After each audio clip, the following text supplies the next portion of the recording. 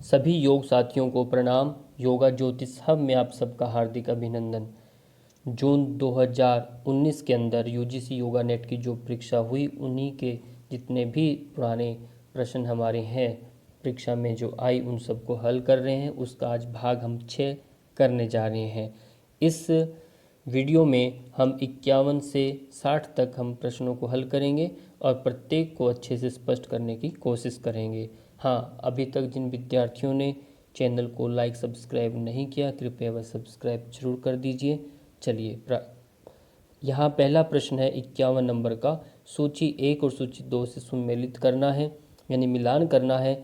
जो सूची 1 है तो उसमें क्या है और सूची 2 में किसके साथ क्या संबंध है, ये हमने बताना। ये पातंजल योग दर्शन सूत्र से संबंधित ये प्रश्न है और ये तीसरे अध्याय का 36 नंबर का आप सूत्र देखेंगे तो वहाँ पर आता है ततः प्रातिभ श्रावण वेद न आदर्शवाद वार्ता जायन्ते। ये सूत्र अपने आप में पूरा स्पष्ट है। तो पहला है प्रातिभ। प्रातिभ का अर्थ होता है यहाँ पर जितने भी, प्रातिभ का अर्थ है सूक्ष्म वस्तु का जो ज्ञान है। प्रातिभ का यानी सूक्ष्म वस्तु का जो ज्ञान हम प्राप्त करते हैं वो प्रातिभ में आएगा।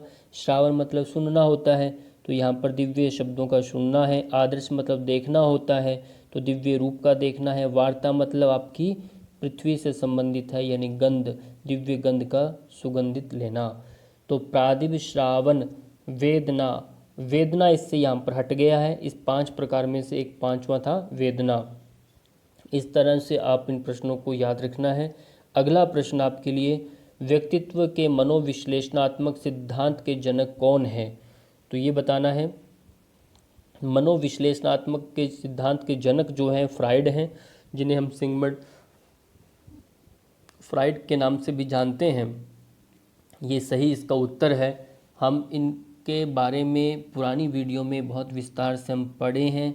यदि आप उनको क्रम से पढ़ते आ रहे हैं तो आपको इसका स्पष्ट उत्तर उसमें मिल गया होगा।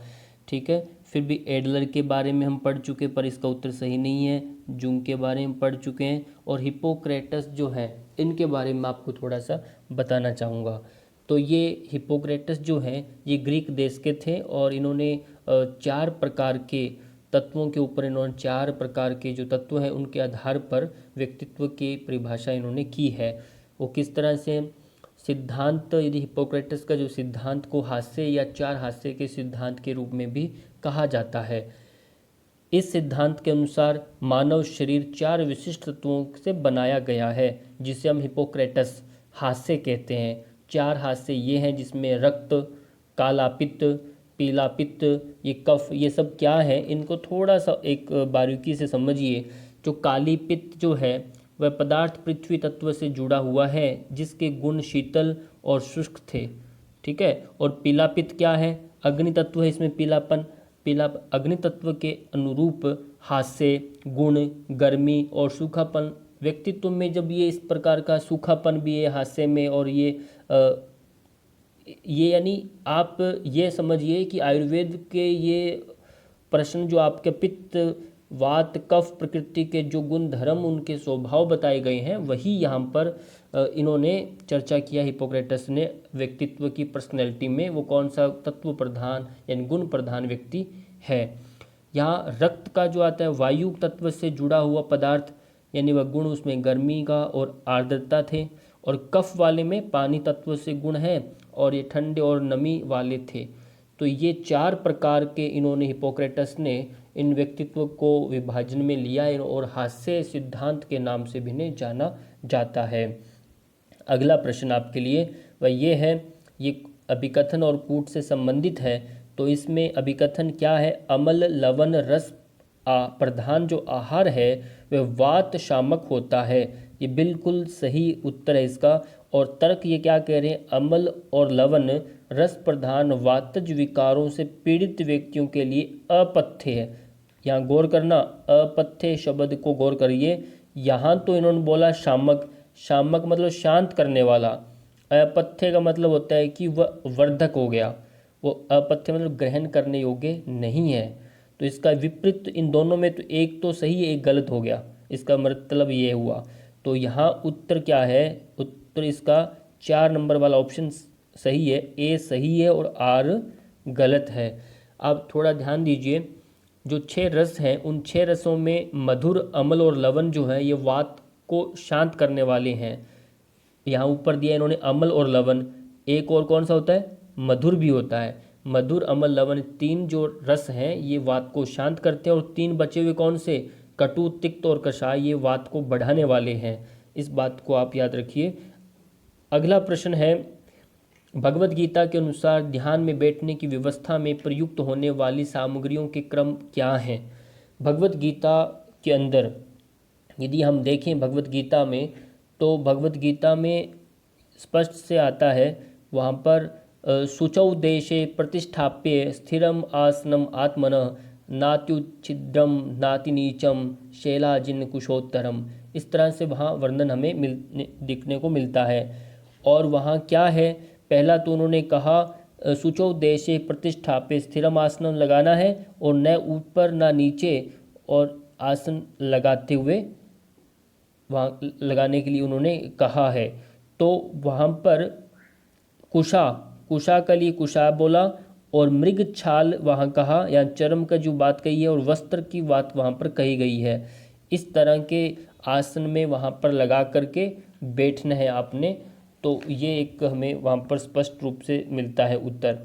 अगला जो प्रश्न है वह ये है, महर्षि पतंजलि के अनुसार यम नियम के अनुसार जो अनुष्ठान जब आप करते हैं तो उसमें बाधा जो आती है उसको दूर करने का क्या उपाय बताया गया है।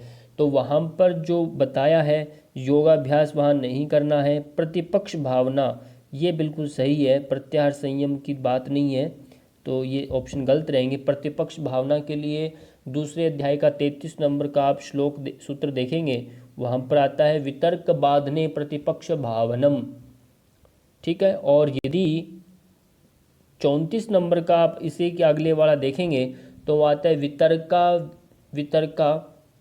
वितर्का बाधने वितर्का हिंसादये कृतकारितानुमोदिता लोभ क्रोध मोहपूर्वका मृदु मद्यादि मात्र दुख ज्ञानांत फला इति प्रतिपक्ष भावनम।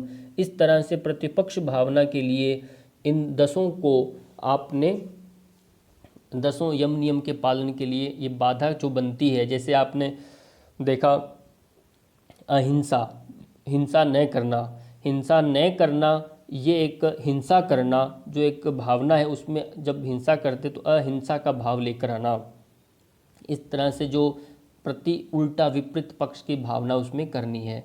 अगला प्रश्न है, ध्यान बिंदु उपनिषद के अनुसार ओंकार में कौन से वर्ण और गुण हैं। देखिए कितना सूक्ष्म से धीरे धीरे प्रश्न आ रहे हैं।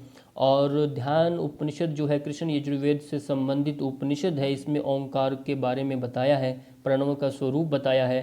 प्रणव में अ और उ और मैं, ये 3 मात्राएं जो हैं, अ मात्रा जो है यानी अकार, यहाँ पर अकार को पहले देखिए, अकार जो है पहले अकार है, फिर आपका उकार है और लास्ट में आपका मकार है। अकार जो है आपका वह पीत वर्ण से संबंधित है, पीत वर्ण और रजोगुण ही है। तो यहाँ इन्होंने क्या पूछा, उपनिषद ओंकार कौन से वर्ण और गुण से संबंधित है। तो यहाँ ये देखो पीत वर्ण और रजोगुणी। अगला आता है, ठीक है, अगला प्रश्न आता है, इसमें उकार जो है ये श्वेत वर्ण और सत्वगुणी है, श्वेत गुण और सत्वगुणी है। और मकार जो है कृष्ण और तमोगुणी है, ये वाला ऑप्शन। यानी ये तीनों जो ऑप्शन ओंकार से संबंधित गुण वर्ण वाले हैं, और ताम्र वर्ण और रजोगुण, ये वाला ऑप्शन जो है ये बिल्कुल गलत हुआ। तो इस तरह से आप तीनों के वर्ण और गुणों को याद रखिए, ताकि किसी तरह से भी यदि प्रश्न आए मात्र केवल रजोगुण के बारे में पूछे या तमोगुण के बारे में पूछे तब भी आप कर सके। अगला प्रश्न, उड्डयन बंध के अनुसार मुख्यतः कौन सी मांसपेशियां प्रभावित होती हैं। ये कई बार प्रश्न आया है। उड्डयन जो लगाते हैं, बंध जो लगाते हैं, वो आपके पेट से संबंधित है, यानी उदरीय पेशी प्रभावित होती है। वक्ष मतलब आपकी छाती वाली पेशियां नहीं होती, कंठ वाली नहीं होती, पृष्ठ वाली नहीं होती, बैकबोन वाली। तो इसलिए उदरीय पेशियां जो हैं वो उड्डयन बंध के समय मुख्यतः प्रभावित होती हैं। अगला प्रश्न, एक योगाभ्यासी को मिताहार करते समय उदर का कितना भाग रिक्त रखना चाहिए? यदि आप हठ योग प्रदीपिका ग्रंथ आपने पढ़ा है तो उसी में हठ प्रदीपिका जो ग्रंथ है, तो हठ प्रदीपिका के प्रथम अध्याय की 58 नंबर श्लोक को एक बार देखिए। उसमें आता है, सुस्निग्ध मधुरा मधुरा आहाराश चतुरांश विवर्जित। सुस्निग्ध हो, मधुर हो, ऐसा आहार चतुर्थांश, उदर का चतुर्थांश भाग को रिक्त छोड़ते हुए विचार आपने ग्रहण करना है। 1/4 भाग वाला जो ऑप्शन है इसमें ठीक है, 1/3 वाला गलत है, आधा भाग 2/3 वाला तो बिल्कुल गलत है।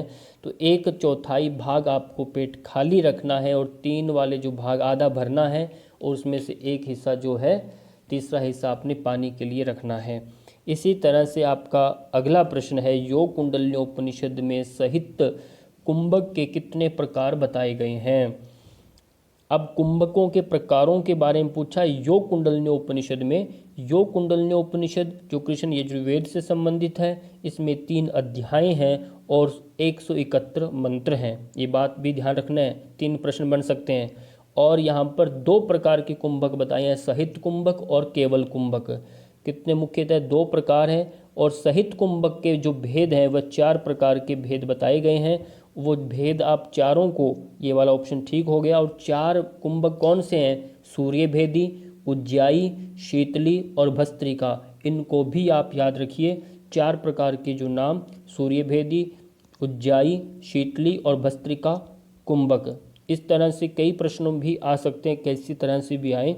अगला आज का अंतिम प्रश्न है, वो महाभारत के उस पर्व का नाम बताएं जिसमें विष्णु सहस्त्र नाम उल्लेखित है। महाभारत जो ग्रंथ है, वो महाभारत को हम एक उपवेद भी के रूप में भी जानते हैं, और दूसरा वेद व्यास जी द्वारा रचित, और इसमें 18 पर्व हैं। कितने पर्व? 18 पर्व हैं। और भीष्म पर्व में गीता के बारे में, जो गीता का पूरा वर्णन है, गीता का जो उपदेश है वो भीष्म पर्व से संबंधित है। और ये विष्णु का सहस्त्र, जो विष्णु के जो नाम हैं वो सारे के सारे भीष्म पर्व से संबंधित हैं। इस तरह से आपने इन सब प्रश्नों को हल करना है, और बाकी ये 3 पर्व तो ये गलत हो ही गए हैं। और यदि किसी तरह से किसी भी परेशानी हो तो कभी भी आप कमेंट के माध्यम से पूछ सकते हैं। और अगला वीडियो के लिए तब तक आप सबका बहुत बहुत धन्यवाद।